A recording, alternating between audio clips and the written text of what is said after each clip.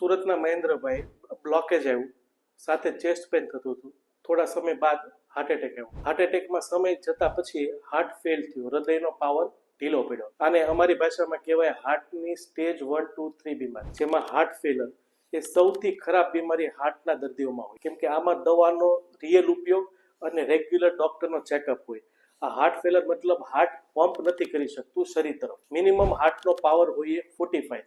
અગર 45 થી પાવર ઓછો જાય છે તો આવા દર્દીને ફેફસામાં પાણી ભરાવું, થાક લાગવો, શ્વાસ ચડવો થાય. તો આવા જ અમારા દર્દી મેઇન ટ્યુબમાં 100 બ્લોકેજ, હાર્ટનો પાવર 35. સર્ચ કર્યું કે પાવર કેમ વધારવો, તો ખબર પડી સરળ હાર્ટ સેન્ટર વિશે.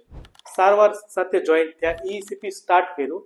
આફ્ટર ટ્રીટમેન્ટ, યોગા, ફિઝિયો અને ડાયટ, એનો પાવર 60 આવી ગયો, જે એકદમ નોર્મલ છે. તો આ બતાવે છે કે ECP is the good option, કે જો તમારે સ્ટેન્ટ કે બાયપાસ નથી કરવું અને દવા અને ડાયટનો ઉપયોગ કરવો છે તો always consult for second opinion at Saral heart centre, Surat and Navsari.